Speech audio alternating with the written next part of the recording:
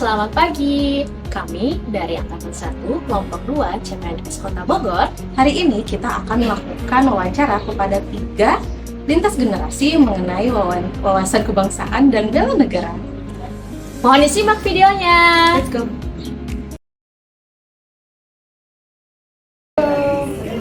Hai, boleh kenalan, nama aku Jamila. Aku boleh panggilnya siapa nih? Ara. Ara kelas berapa? Kelas pada SD. Umur berapa sekarang? Umur 10. Kakak Ara, kan aku mau nanya-nanya tentang wawasan kebangsaan sama bela negara. Kakak Ara hafal Pancasila nggak? Apa? Pancasila ada berapa sih? Apa aja tuh?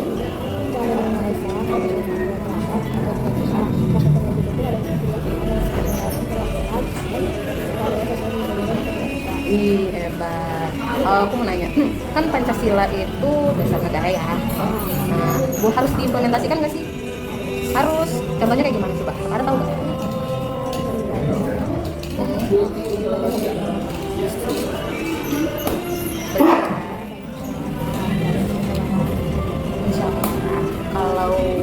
Kalau aku punya pertanyaan, kalau misalnya nih ya, Kakak Ara kan sekarang lagi banyak games online ya.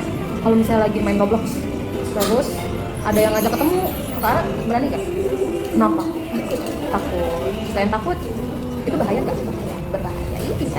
Terus kalau misalnya nih ya Kakak Ara ya, sesuai juga nih sama Pancasila nih, harus saling tolong-tolong. Kalau misalnya ada teman Ara nih, ya lagi main, terus ada orang dewasa yang ngedorong teman Kakak Ara harus gimana? Si itu langsung adu. Oke. Apalagi ya pertanyaannya? Ada satu lagi deh. Freeze dulu, cut. Nah, aku punya pertanyaan terakhir Kakak Ara. Kakak Ara tahu nggak, kita tuh harus menjaga kerahasiaan tentang nama, ya, password, email, nomor HP, gitu kan? Karena kan sekarang cyber tuh berbahaya kan. Nah, terus kalau misalnya nih temennya Kakak Ara, ini cuma Juan, temennya Kakak Ara lagi main, terus dia minta HP-nya dibuka. Coba mana HP kamu, buka dong, aku mau lihat email kamu. Kasih tahu dong passwordnya. Yang Kakak Ara lakukan seperti apa? Nggak dikasih passwordnya. Selain password, nomor HP, email. Oke. Udah. Oke. Ada pesan-pesan untuk teman-teman tentang implementasi Pancasila? Harus dilakukan nggak implementasi Pancasila? Harus. Biar apa?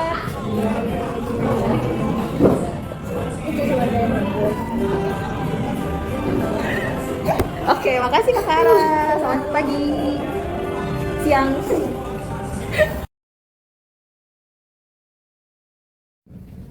Halo, selamat pagi Pak. Selamat pagi. Ya, halo, Pak. Ini Bapak Abdurrahman. Pak Abdurrahman ini sebagai apa Pak? Saya di sini profesi sebagai keamanan atau satpam ya. Oke.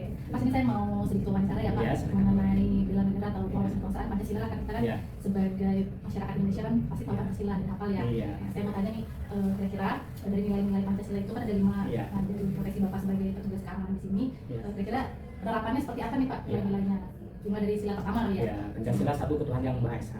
Jadi kita sesama warga negara Indonesia yang baik, tentunya kita dalam beribadah harus toleransi dalam beragama, tidak tidak membeda-bedakan gitu sih. Kalau mau ibadah silakan saja, bagi yang muslim maupun yang muslim. Oke. Lanjut ke sila kedua ya. Ya. Sila kedua itu keadilan yang kemanusiaan yang adil dan beradab. Ya, jadi kita ini dalam menjalani tugas harus adil dalam menyikapi segala masalah, yaitu jangan membeda-bedakan, adil memutuskan suatu masalah agar yang benar tetap benar, yang salah ya tetap salah. Lalu sila ketiga. 3, persatuan Indonesia. Jadi menjaga keutuhan dan kerukunan gitu. Harus utuh dalam menjalani keutuhan, keadilan ya tadi apa? Persatuan Indonesia. Karena kita macam-macam nih suku-suku Iya. ini. Jadi kita harus tetap bersatu ya. Harus tetap bersatu.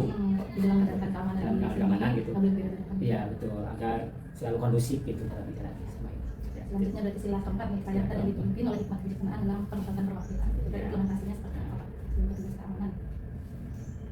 Kerakyaatannya dipimpin oleh hikmat kebijaksanaan perwakilan itu selalu berpegang teguh ya dalam menjalankan suatu kegiatan gitu kan. Jadi kita harus patuh terhadap negara tentunya ya. Ya, supaya negara ini kedepannya harus tetap jaya. Siap. Gitu. Selanjutnya yang kelima nih Pak, Iya. sila kelima. Keadilan sosial bagi seluruh rakyat Indonesia. Jadi kita selaku warga negara yang baik harus tanggung jawab dan disiplin dalam bekerja, itu harus adil dalam mengambil suatu keputusan juga, gitu kan. Otoritas saya selaku keamanan ya, kita harus mengarahkan ada tamu yang bermasalah, kita arahkan supaya bisa menyelesaikan masalah dengan sebenarnya masalah tidak yang ditutup-tutupi lah. Itu. Jadi dari pembatasan kamu lah yang dia semua Terima kamu bisa masuk ke sini. Ya, kurang lebih seperti itu ya, kurang lebih seperti itu. Nah, kalau ada kurang, mohon maaf. Cukup sekian dari saya mungkin sih. Terima kasih ya Pak. Ya, sama-sama. Pagi. Pagi juga. Hai teman-teman, selanjutnya kami akan melakukan wawancara dengan salah satu profesor dari Universitas Brawijaya terkait dengan pemaknaan wawasan kebangsaan dan upaya-upaya bela negara yang dapat dilakukan di tengah maraknya beragam isu-isu strategis kontemporer yang dapat menimbulkan AGHT. Simak ya.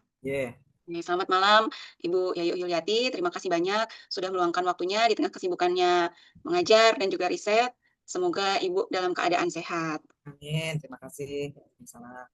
Perkenalkan, saya Kartika Dwi Palupi. Saat ini saya sedang menjalani masa latsar CPNS gelombang 1 tahun ajaran 2025 dari Kota Bogor. Dan ada penugasan untuk menggali perspektif dari pakar, khususnya di bidang bela negara dan juga analisis isu strategis AGHT. Jadi tujuan saya ini santai saja, ingin mengobrol dan belajar langsung dari pengalaman Ibu mengenai dua isu krusial ini bagi ASN, aparatur sipil negara. Nah, mungkin langsung saja kita masuk dari hal yang paling fundamental.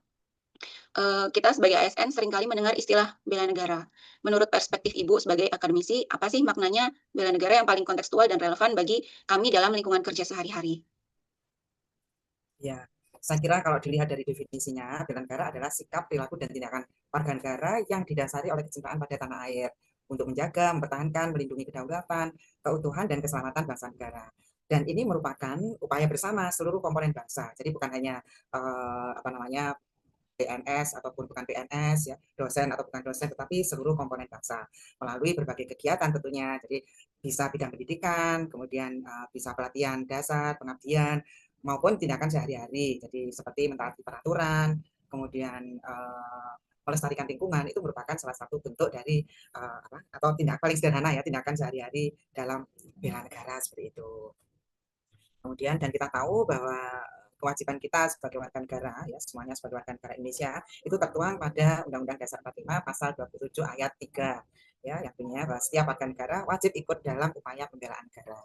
Seperti itu secara singkat. Baik, terima kasih Bu. Pertanyaan selanjutnya mungkin terkait dengan tugas kami sebagai pelayan publik. Bagaimana sih wujud konkret dari bela negara itu biar bisa kami implementasikan? Apakah cukup dengan disiplin kerja saja atau ada hal fundamental yang lain yang perlu kami perhatikan? Iya, saya kira selain disiplin kerja, ya banyak mungkin ada lagi misalnya integritas ya, integritas di dalam menjalankan tugas ya, integritas atau tanggung jawab. Saya kira bukan hanya PNS ya, PNS dari satu bidang, tapi semua bidang itu harus tanggung jawab itu adalah penting ya, selain disiplin gitu ya, kejujuran ya, integritas, tanggung jawab di dalam melaksanakan tugas ya. Kalau kita sudah komitmen diberikan tugas A, ya harus selesai seperti itu, bertanggung jawab dengan baik seperti itu ya. Integritas saya kira ya, kejujuran, integritas, tanggung jawab, disiplin ya, seperti yang Mbak Tika bilang tadi, sampaikan tadi seperti itu. Lalu bagaimana cara yang efektif agar seorang ASN membentengi diri dan juga masyarakat dari potensi ancaman digital seperti hoax atau radikalisme?